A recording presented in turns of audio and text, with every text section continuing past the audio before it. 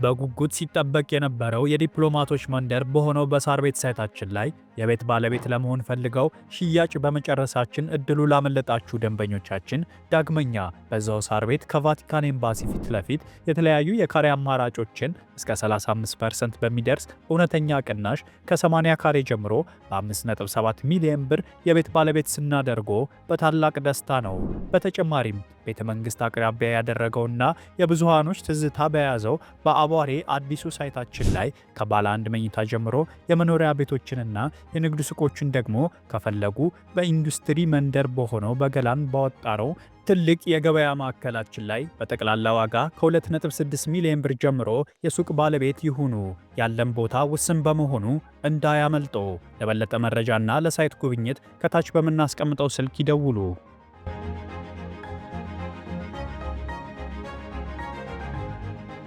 እነሆ ሰላምና ጸጥታው ተረጋግቶ ምዕመናን ወደ ቅድስቲቱ ኢየሩሳሌም በደስታና በገፍ እየተጓዙ ነው። ለእርሶም ሰዓቱ አሁን ነው። የ15 ዓመታት የካበተ የአስጎብኝነት ልምድ ያለው አፍሮ ሆሊላንድ የጌታችንን ልደት በተወለደባት በቤተልሔም አብረንና ክብር ይሎታል። በቆይታችን በተለያዩ ቅዱሳን መካናት ተራ በተራ ቆይታ ማድረግ ብቻ ሳይሆን በዮርዳኖስ እንጠመቃለን፣ ጎሎጎታን እንሳለማለን። ሌላም የጉብኝት ስፍራዎቻችን በሙሉ ፍጹም ሰላም በመሆናቸው እርሶም ወዳጅ ዘመዶችዎን ጋብዙና ተመረቁ። በተለያዩ ዓለማት የምትኖሩ ኢትዮጵያውያን በሙሉ ከዘመዶቻችሁ ጋር እዛው ቅድስት ኢየሩሳሌም ውስጥ የማይረሳ ቀጠሮ ያድርጉ። አድራሻ ቦሌ መድኃኔዓለም ሞርኒንግ ስታር ሞል ሁለተኛ ፎቅ፣ ስልክ ቁጥር 0988 181818። ከውጭ አገር ለምትደውሉ በዋትሳፕ 0930 011998። ጌታችን ኢየሱስ ክርስቶስ የተመላለሰባትን ከተማ እንደ መርገጥ ምንኛ በረከት ይኖራልን! አፍሮ ሆሊላንድ አስጎብኝና የጉዞ ወኪል።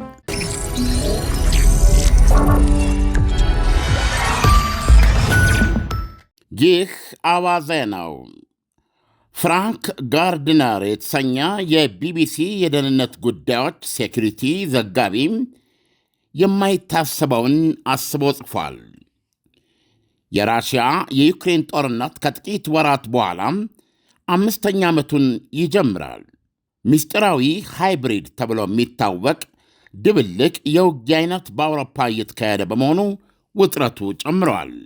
በእንግሊዝ ወታደራዊ አዛዦች ጦርነቱን ማስቀረት ከፈለግን ለጦርነት መዘጋጀት አለብን እያሉ ነው። የማይታሰበው ከሆነና ከራሽያ ጋር ጦርነት ከፈነዳ እንግሊዝ ከጥቂት ሳምንታት በላይ ትዋጋለችን ሲል ይጠይቃል ጸሐፊው። ከዛሬ 8 ቀን በፊት ህዳር 23 ቀን ማክሰኞ የሩሲያ ፕሬዝደንት ቭላዲሚር ፑቲን በመላው ዓለም ንዝረት የፈጠረ ምናልባትም ጥርስ ያንቀጫቀጨ መግለጫ ሰጡ። ከአውሮፓ ጋር ጦርነት ለመግጠም እያቀድን አይደለም፣ ነገር ግን አውሮፓ ጦርነቱን ከፈለገና ከጀመረ እኛም አሁኑኑ ዝግጁ ነን አሉ። ፑቲን አሜሪካ የዩክሬንን ጦርነት ለማቆም የምታደርገውን ጥረት አውሮፓውያን ወይም አውሮፓ እያደናቀፈ ነው ሲሉም ከሰዋል። ግልጽ ለመሆን ያህል ይላል ጸሐፊውም፣ ግልጽ ለመሆን ያህል እንግሊዝ ያለ አጋሮቿ ድጋፍ ከራሽያ ጋር ብቻዋን የምትዋጋበት ሁኔታ የመፈጠር ዕድሉ በእጅጉ በጣም የማይመስል ነው። ይሁንና የቭላዲሚር ፑቲን ማስጠንቀቂያ በራሽያና በኔቶ ሀገራት መካከል ጦርነት የመፈንዳቱ ሁኔታ ሰዎች ተስፋ እንደሚያደርጉት ያን ያህል ሊሆን የማይችል ሩቅ ነገር እንዳልሆነ አስከፊ ማስታወሻ ነው። ጋዜጠኛው የተፈራው ጦርነት መጀመርና የዕለት ሕይወት ልማድ አቀያየር ቅጽበታዊ መቀየር ምን ሊመስል እንደሚችል ይተርካል። ምንድነው ነገሩ? ስልኬ ምንም ኔትወርክ አያሳይም ይላል አንዱ። የኔም ይላል ሌላው በመስማማት። ምንድነው ነገሩ ይላል አንዱ ለሌላው፣ ሌላው ለአንዱ እየተቀባበለ። ሁሉም ነገር በአንድ ጊዜ በድንገት እንደዚህ ማነጋገር ይጀምራል። ይህ መላምታዊ ትዕይንት እንግሊዛውያን ሀገራቸው ከራሽያ ጋር ጦርነት መጀመሯን ወይም ሊጀመር መሆኑን የሚያውቁበት ነው። የሞባይል ግንኙነት መቋረጥ፣ አስቤዛና ነዳጅ ለመሳሰሉ መሠረታዊ ፍጆታዎች የሚያስፈልገውን ገንዘብ ከባንክ ለማውጣት ባለመቻል ፈተና አንድ የሆነ ነገር መፈጠሩን እንዲገነዘቡ የሚያስችል ሁኔታ ይጠናከራል። ገንዘብ የለም። የምግብ ስርጭት ወይም ክፍፍል ይቋረጣል።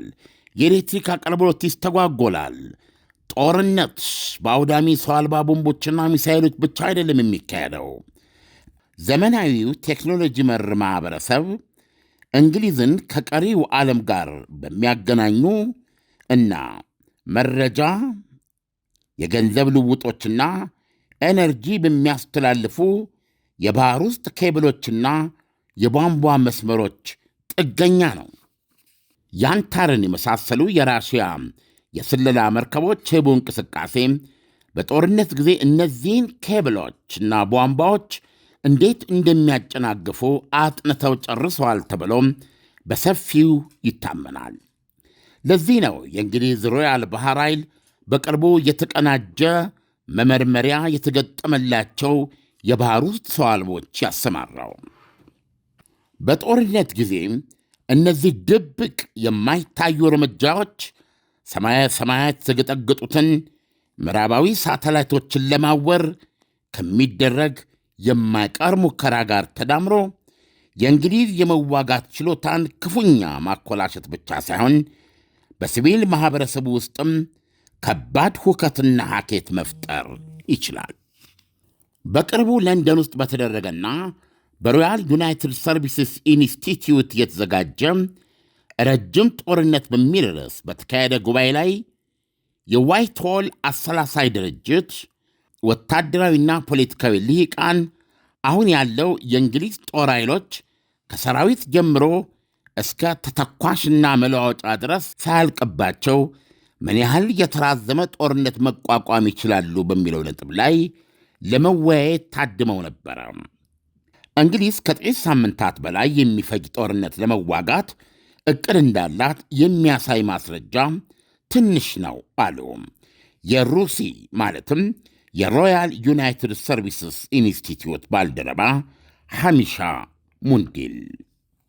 ሕክምና የመስጠት ችሎታችን ውሱን ነው። ከፍተኛ የጦር ተጎጂዎችን ሁኔታ ለመቋቋም ያለው ዕቅድም እንዲህ አይነት ጉዳቶች መጀመሪያውን እንዳይደርሱ በማድረግ ላይ ያተኮረ ነው ይላሉ። ረጅም ጦርነት ለመዋጋት ደግሞ ደጀን ያስፈልጋል። እልቂትን ተቋቁሞ ውጊያውን መቀጠል የሚያስችል ሁለተኛ፣ ሦስተኛ ዙር እየተባለ የሚሄድ የሰውና የሎጂስቲክ ሰንሰለት ያስፈልጋል። ይሄ አይነቱ ነገር አሁን ባለው የእንግሊዝ ኃይል አቋም ውስጥ የለም ብለዋል። ጽሑፉ እንደሚገመግመው የራሽያ ጦር ዝቅተኛ ጥራት ያለው ሰራዊት ነው። ሱብላይን የተባለው የግል ስለላ ኩባንያ ዋና ሥራ አስኪያጅ ጀስቲን ክራምፕ ሲናገሩ የራሽያ ጦር የጥይት፣ የመድፍ፣ የተሽከርካሪዎች፣ የአየር መከላከያና የሰው እጥረቶች አሉበት። የጦር ምድቦችን ወይም ሰለባዎችን የመተካት አቅሙ ውሱን ነው ይላሉ። ከዩክሬን ጦርነት የታዩ ሁለት ትልቅ አበይት ትምህርቶች፣ የመጀመሪያው ሰው አልቦች ድሮንስ አሁን የዘመናዊ ጦርነት አካል መሆናቸውና በሁለተኛ ደረጃ የሰውና ወታደራዊ ቁሳቁሶች የተትረፈረፈ የበላይነት ፋይዳው ትልቅ እንደሆነ ነው ይላሉ። የራሽያ ጦር በአጠቃላይ በጣም ዝቅተኛ ጥራት ያለው ነው ይላሉ ጸሐፊው ሲቀጥሉም። የራሽያ ወታደሮች በበቂ ያልታጠቁና በበቂ ያልተመገቡ ናቸው። በምስራቃዊ ዩክሬን የሰው አልባ የውጊያ ቀጠና ውስጥ በሕይወት የመቆየት አቅማቸው አጭር ነው ይላሉ። የእንግሊዝ መከላከያ ስለላ እንደሚገምተው የዩክሬን ጦርነት ከተጀመረ ፌብርዋሪ 2022 ወይም በኢትዮጵያ የካቲት 2014 ጀምሮ የራሽያ ጦር የሞቱ፣ የቆሰሉ፣ የተማረኩ ወይም የጠፉትን አጠቃሎ 1.1 ሚሊዮን የጦር ጉዳተኞች አሉት። ከዚህ የተቆጠበ ወግ አጥባቂ ግምት እንኳ በጦርነት የተገደሉትን የራሽያ ወታደሮች ቁጥር 150 ያደርሰዋል። ዩክሬንም መቅሰፍታዊ ጉዳቶች ቢደርሱባትም የእልቂቱን መጠን ለማረጋገጥ አስቸጋሪ ነው ይላሉ ጸሐፊው። ይሁንና ራሽያ በየወሩ የጦር ጉዳተኛ የሚሆኑባትን 30,000 ተዋጊዎች በአዲስ ለመተካት ችላለች። ኢኮኖሚዋ ጦርነቱን እንደሚሸከመው ነው ከተቀናጀ 3 ዓመታት አልፎታል። የመከላከያ ሚኒስትሯንም ሆን ብላ ኢኮኖሚስት ወይም የኢኮኖሚ ጠበብት የሆኑ ሰው አድርጋለች። ስለዚህ ወታደራዊ ዝግጅቱን፣ ምርቱን፣ ትጥቁንና ኢኮኖሚውን በስልት በጥበብ ማቀናየት ይችላሉ። አሁን ፋብሪካዎቿ ከፍተኛ ቁጥር ያላቸው ሰው አልቦች ሚሳይሎችና የመድፍ ቅንቡላዎች ያዥጎደጉዳሉ። ኬል የዓለም ኢኮኖሚ ተቋም በቅርቡ ባወጣው ዘገባ ራሽያ በየወሩ ወደ 150 ታንኮች፣ 550 የእግረኛ ተዋጊ ተሽከርካሪዎች፣ 120 ላንሴት ሰው አልቦችና ከ50 በላይ መድፎችን እያመረተች ነው። እንግሊዝና ብዙዎቹ ምዕራባዊ አጋሮቿ ከዚህ የራሽያ አምራችነት ጋር ከቶም ሊነጻጽሩ የማይችሉ ናቸው። ተንታኙ እንደሚሉት የምዕራብ አውሮፓውያን ፋብሪካዎች የራሽያ አይነት አጥለቅላቂ የጦር መሳሪያ ምርት አቅም ላይ ለመድረስ ዓመታት ይፈጅባቸዋል። በካታም ሃውስ አሰላሳይ ተቋም የራሽያ ኤክስፐርት ኬር ጊልስ ሲናገሩ የዩክሬን የእግረኛ ውጊያ ማንም ራሽያን መሬት ላይ ለመግጠም የተገደደ ኃይል በቁጥርም በምርትም ግዙፍ መሆን አለመሆኑን ማረጋገጥ አለበት። ፍጹም አስፈላጊ ነገር መሆኑን በተግባር አሳይቷል።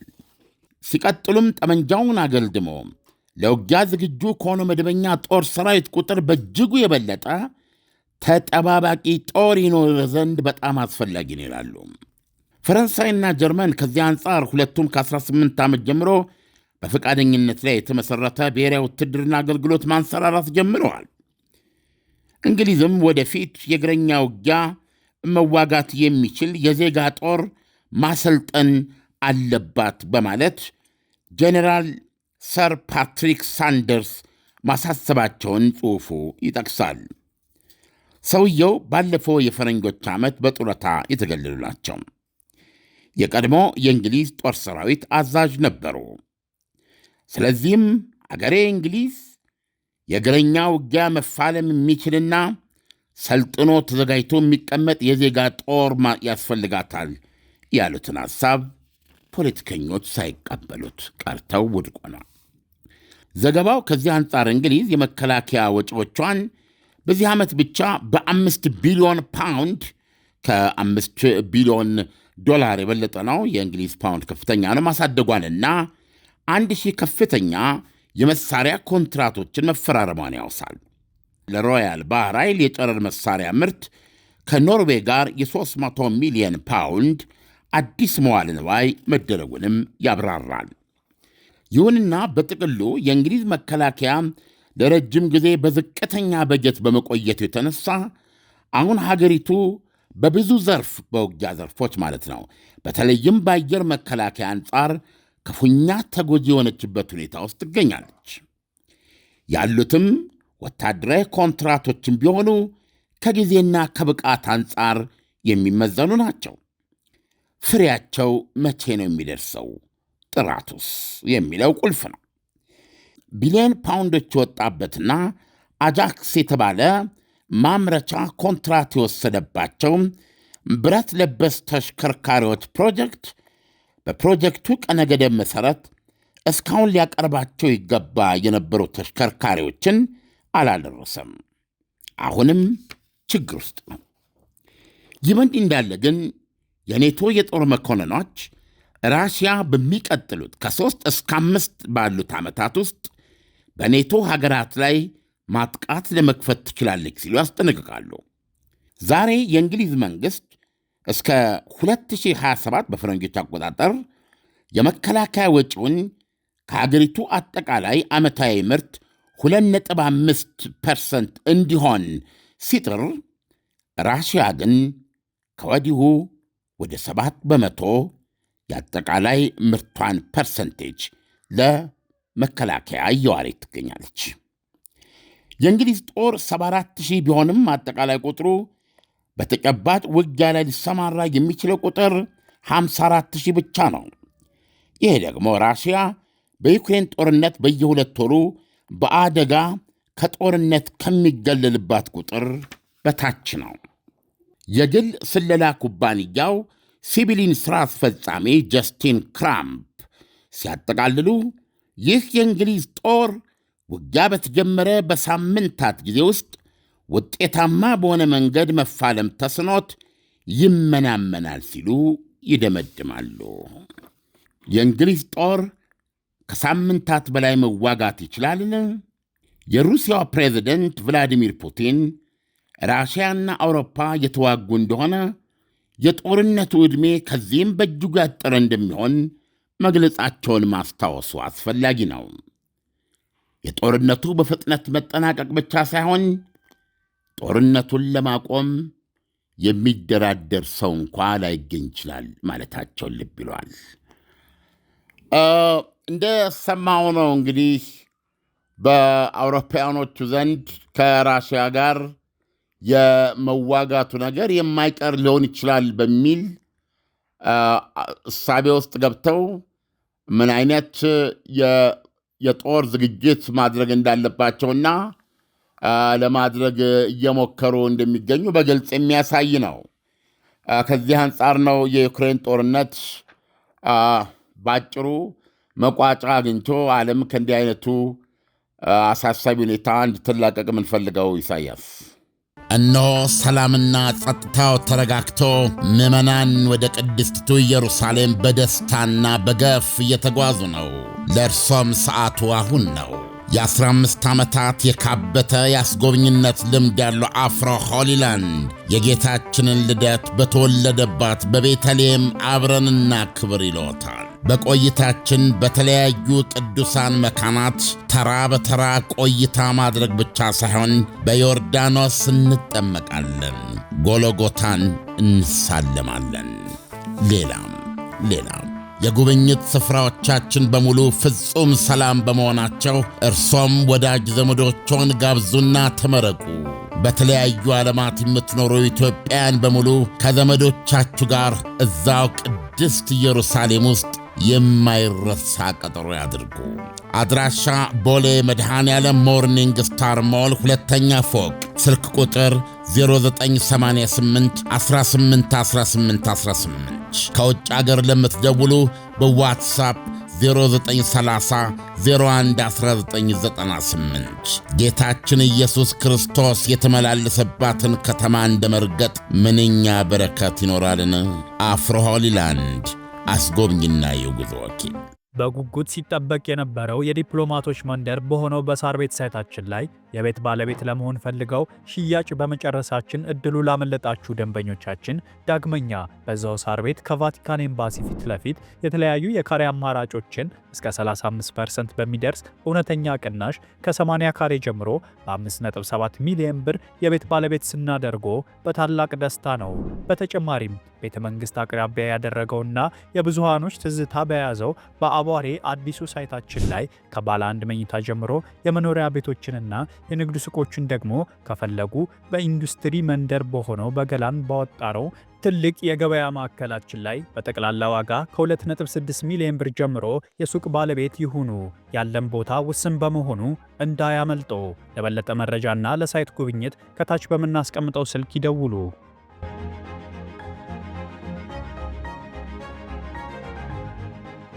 ዓለም አሁን አጠቃላይ የዜና ትንታኔውን ስንመለከት እንግሊዝ በስጋት ውስጥ እንዳለች ያሳያል። ምክንያቱም እንግሊዝ ዓመታዊ በጀቷን የምትመድበው ለዚህ ለጦርነት ማለት ነው 2% ምናምን ከሩሲያ ጋር ሲመጻጸር የሩሲያ ከፍተኛ ሆኖ ነው የሚታየው። ዓለም አሁን በዚህ ሁኔታ መቼስ እንግሊዝ ብቻዬን የሩሲያን ሰራዊት መክተዋለሁ ብላ ታስባለች ብዬ መገመት ይከብደኛል። በአውሮፓ በጋራ ከሩሲያ ጋር ይዋጋል ብለን ነው የምናስበው እና ይሄስ እንዴት ነው የሚታየው? አሁን የእንግሊዝን ድክመት በጉልህ የሚያሳይ ሆኖ አይደለም ወይ የታየው? የዚህስ የኔትወርኩ ጉዳይስ ከምን ሁኔታ ጋር ተያይዞ ነው ይሄ ችግር ሊፈጠር የቻለው? ይሄ ሊኖር የሚችለውን የጦርነት ሲናሪዮ ለምሳሌ በእነዚህ ትልልቅ አገሮች ናቸውና ማታ ተኝተህ አንደኛ ዲቴል የውጊያውን የጦርነቱን ቅርጽ የጦርነቱን ፎርማት ለግምት ነው የተወው። ምን አይነት ውጊያ ነው የምትዋጋው? እንግሊዝና ራሽያ ጦርነት ውስጥ ገቡ ማለት ምን አይነት ውጊያ ነው የሚዋጉት? ስለዚህ ራሱ የሚዋጉት ውጊያ ባህሪ ወስነዋል። አሁን እዚህ ላይ የምናወራው የሚዋጉት ውጊያ ኒውክሌርስ ቢሆን የሚዋጉት ውጊያ ኒውክሌር ቢሆን ይሄ ያልኩ ሁሉ ዋጋ የለውም።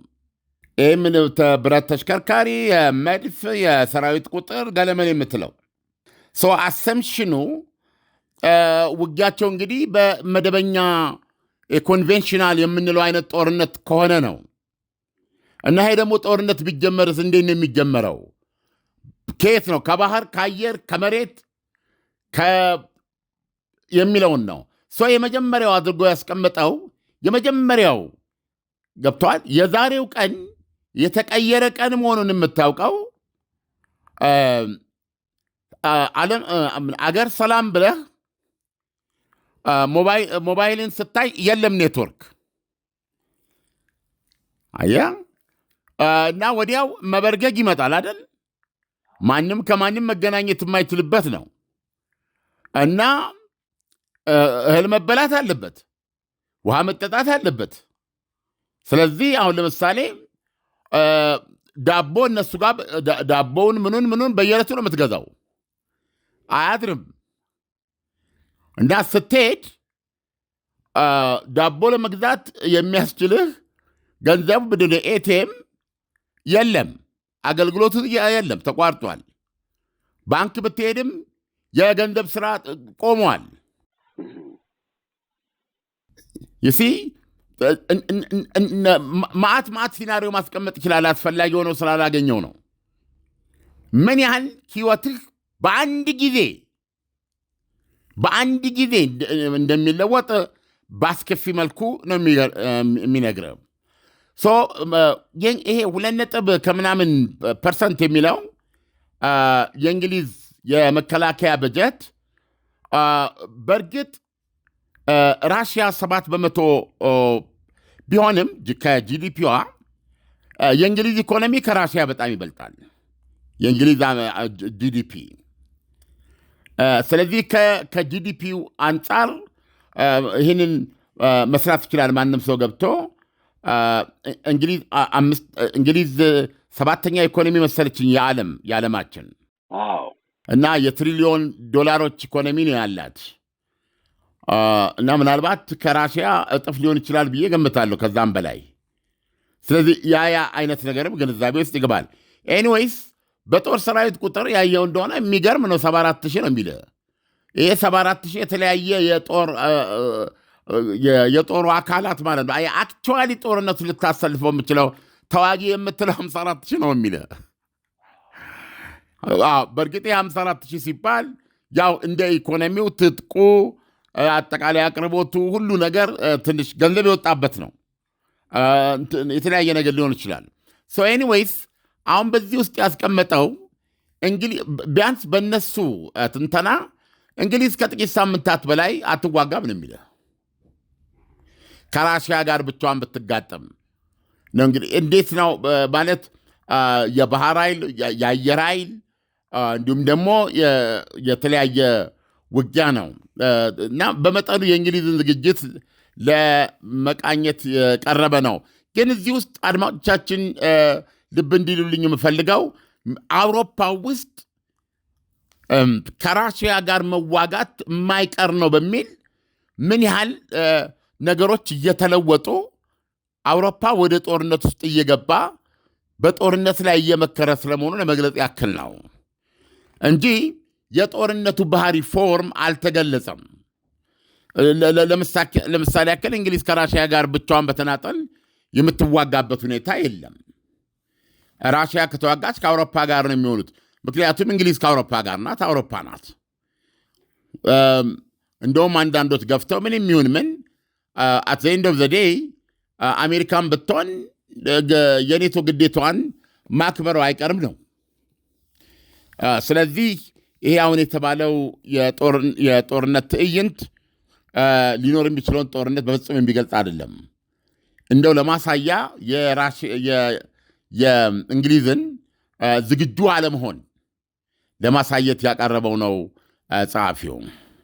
ዓለም ኔቶ የማይሳተፍበት ሁኔታዎች የሉም ወይ? ለምሳሌ የኔቶ አባል የሆነ ሀገር በራሱ ጥፋት ወይም ባልተፈቀደ መንገድ ጦርነት ውስጥ ቢገባ ሙሉ ኔቶ ከሱ ጋር ይቆማል ወይ? ኔቶ አብሮ የማይዋጋባቸው ሁኔታዎች የሉም ወይ? የኔቶ አንቀጽ 5 የሚለው አንድ አባል ሀገር ሲወጋ ሁሉም አባል ሀገር አብሮ ይወጋል ነው። ስፔሲፊኬሽንስ የሉትም። ስለዚህ አሁን ለምሳሌ ግጭቱ በፖላንድና በራሽያ መካከል ቢሆን እና በፍጥነት ሊቆጣጠሩት የማይችሉት ሆኖ ወደ ከፋ ተኩስ ቢገቡ የሚባለውን ራሽያ ከፖላንድ ጋር ጦርነት ገጠመች እኮ አይደለም። ራሽያ ኔቶን አጠቃች ነው የሚባለው። ማንኛውም የኔቶ አባል አገር የሆነ ድንበር የኔቶ ግዛት ነው የሚባለው። ስለዚህ ጦርነቱ አውቶማቲክ ነው የሚሆነው። ለጊዜው ግን እስካሁን ባለ ሁኔታ አሜሪካ ካወጣችውም ስትራቴጂክ የደህንነት ስትራቴጂ አንጻር አሁን በተግባርም በተለይ የዩክሬን ጦርነት ለማቆም ከሚያደርጉት ጥረት ላይ አውሮፓ ችግር እየፈጠረች መሆኗን እንዲሁም ከዘለንስኪ ጋር ካሉ ምርጫ መደረግ አለበት፣ በተዘዋዋሪ ሰውዬ መወገድ አለበት ከሚለው መንፈስ ጋር እንደዚህ ተዳምሮ ምናልባት አሜሪካ ገለልተኛነት ልታሳይ ዞሮ የኔቶ አባል ናት እና አንቀጽ 5 እሷንም ግዴታ ውስጥ ከታታል እና የራሽያና የኔቶ ጦርነት የሚታሰብ አይደለም። ነገር ግን በዩክሬን ጦርነት የተነሳ አሜሪካ ይህንን እርቅ መፈጸም አቅቷት ተስፋ ቆርጣ ፊቷን ብታዞርና በአውሮፓና በራሽያ መካከል ጦርነት ቢፈጸም ምናልባት አሜሪካ ገለልተኛ የሆነ አቋም ለመያዝ ትምህርት ይሆናል ተብሎ ማሰብ ግን ይቻላል። ዓለም አሁን እንግዲህ ከዚህ አጠቃላዩን ነገር ስንመለከተው አሁን ባነሳው እንኳን አቅጣጫ ስንሄድ ቭላዲሚር ፑቲን ምንድን ነው ያሉት? ሩሲያ ከኔቶ ጋር ወይም ከአጠቃላይ ከአውሮፓ ህብረት ጋር በመደበኛው ጦርነት እንደማትችል ተናግረዋል። አሁን እንግሊዝ ጦርነቱን ከጀመረችና ኔቶ የሚነሳ ከሆነ እንደሚታሰበው ሰራዊት መቁጠር ዋጋ አለው ወይ? በቀጥታ ሩሲያ ልትመርጥ የምትችለው ከመደበኛው ጦርነት ውጪ ወደ ኒኩሌር ጦርነት አትገባም ወይ? ይሄ ደግሞ የሚቻል ነው ወይ? ጦርነቱ መቅሰፍታዊ ገጽታ ሊይዝ የሚችለው አሜሪካ ካለችበት ነው። አሜሪካ በሌለችበት ሁኔታ ለምሳሌ ራሽያ ከአውሮፓ ጋር ውጊያ ውስጥ ብትገባ አሁን በዩክሬን ጦርነት የተነሳ አሜሪካ ደክሟት ሰልችቷት አውሮፓውያን እንቅፋት ሆኖባት ዘለንስኪ አስቸግሯት ነገሮች ከቁጥጥር ውጭ ቢወጡ አሜሪካ ጦርነቱ በሁለቱ ወገኖች ጦርነቱን እንዲያቆሙ ግፊት ወደ ማድረጉ ትሄዳለች ብሎ ማሰብ ይቻላል። በዚህ መካከል ግን ውጊያ ቢያደርጉም ከኒውክሌር መሳሪያ ይታቀባሉ ብሎ ማሰብ ግን ይቻላል። የኒውክሌር መሳሪያ የማይቀር የመጀመሪያ ረድፍ የፍልሚያ እንትን የሚሆነው አሜሪካ እንዲህ አይነት ሁኔታ ቢፈጠር አቋሟን ታሳውቃለች። አሜሪካ ከአውሮፓ ጀርባ ወይም ደግሞ እንደ ኔቶ የሚንቀሳቀሱ ከሆነ ግን መደበኛ ካላሽንኮቭና መድፍ ሲተኩስ የሚገኝ ራሽያዊ አይኖርም። በቀጥታ ያንኑ ተያይዞ መጥፊያ አፈንድቶ መፈነዳዳት ብቻ ነው። አሜሪካ ግን ጦርነት ውስጥ በማትገባበት ሁኔታ በአውሮፓና በራሽያ መካከል ሊደረግ የሚችለው ውጊያ መደበኛ ውጊያ አድርጎ ማሰብ ይቻላል። ምናልባት ሪሊ በስም ውስጥ አይታይም። በነገራችን ላይ የማይታሰበውን ነገር ነው እያሰብን ያለ ነው። እንደው አውሮፓውያኖቹ እስከምን ድረስ ይሄዳሉ? ጦርነት መጥፎ ነውና ይሄ የዩክሬን ጦርነት መቆም አለበት። የአገሬ ሰው እንደሚለው እች ባቄላ ያደረች እንደሆነ አትቆረጥምም ይላል እና የዩክሬን ጦርነት እንዲህ እየተባለ ለግልግልም እያስቸገረ አሜሪካና አውሮፓ እንኳ እየተፈራቀቁ የሄዱበትን ሁኔታ እየፈጠረ በራሽያ ላይ ደግሞ የደቦ ርብርባቸው በምትፈልገውን ነገር እንዳታገኝ ከማድረግ አኳያ ትልቅ ተግዳሮት እየሆነባት ከመጣ ቴክኒካሊ እኮ አሁን ውጊያውን ጀምረውታል ማለት ትችላለህ። ቭላዲሚር ፑቲን ጀምሩት ነው ያሉት። በእኛ በኩል ዝግጁ ነን የሚል ነው። ስለዚህ አውሮፓውያኖቹ ደግሞ አይታመኑም። እንደምታውቀው እንግሊዝና ፈረንሳይ የሚመሩትን የ31 ሀገሮች አባል የሆኑበት የፈቃደኞች ጥምረት የሚባለውን ጦር አዘጋጅቶ ከመቼው ገብተን ነው እያሉ ነው ያሉት ዩክሬን። ስለዚህ እንግሊዝ አሜሪካ ፊቷን ብታዞር አውሮፓ ጦሩን አያስገባም ብሎ ማሰብ ያስቸግራል ዩክሬን ውስጥ። ስለዚህ ያ በሚሆንበት ጊዜ ደግሞ ራሽያ ቤዚካሊ በእሷ ላይ ጦርነት እንደተከፈተ ቆጥራ ሊዋጉ የሚችሉበት እድል አለ እና በዛ ሁኔታ ውስጥ እንግሊዝ ከአጋሮቿ ጋር ሆና ነው ያንን ውጊያ ተርፋ ትርጉም ያለው ውጊያ ልታደርግ የምትችለው እንጂ በተናጠል ጉዳዩ የእንግሊዝና የራሽያ ቢሆን እንግሊዝ የኒውክሌር ያልሆነ ጦርነት ከሆነ ከሳምንታት በላይ እንደማትሰነብት ነው ይሄ ትንተና የሚያሳየው። ዓለም እንግሊዝ፣ አውሮፓ፣ አሜሪካ፣ ዓለም በጠቅላላው ማለት የሚቻልበት ሁኔታ ከፍተኛ ውጥረት ውስጥ ነው ያለ ነው ማለት እንችላለን እና በዚህ ሂደት ውስጥ ለምን ያህል ጊዜ እንደምንቆይ አናቅም። በአጠቃላይ ዛሬ ለሰጠን ትንታኔ ከወዲሁ አመሰግናለሁ። መልካም ቀን ይሁንልህ። መልካም ቀን ኢሳያስ። በጉጉት ሲጠበቅ የነበረው የዲፕሎማቶች መንደር በሆነው በሳር ቤት ሳይታችን ላይ የቤት ባለቤት ለመሆን ፈልገው ሽያጭ በመጨረሳችን እድሉ ላመለጣችሁ ደንበኞቻችን ዳግመኛ በዛው ሳር ቤት ከቫቲካን ኤምባሲ ፊት ለፊት የተለያዩ የካሬ አማራጮችን እስከ 35% በሚደርስ እውነተኛ ቅናሽ ከ80 ካሬ ጀምሮ በ5.7 ሚሊዮን ብር የቤት ባለቤት ስናደርጎ በታላቅ ደስታ ነው። በተጨማሪም ቤተ መንግስት አቅራቢያ ያደረገውና የብዙሃኖች ትዝታ በያዘው በአቧሬ አዲሱ ሳይታችን ላይ ከባለ አንድ መኝታ ጀምሮ የመኖሪያ ቤቶችንና የንግድ ሱቆችን ደግሞ ከፈለጉ በኢንዱስትሪ መንደር በሆነው በገላን ባወጣረው ትልቅ የገበያ ማዕከላችን ላይ በጠቅላላ ዋጋ ከ2.6 ሚሊዮን ብር ጀምሮ የሱቅ ባለቤት ይሁኑ። ያለን ቦታ ውስን በመሆኑ እንዳያመልጦ። ለበለጠ መረጃና ለሳይት ጉብኝት ከታች በምናስቀምጠው ስልክ ይደውሉ።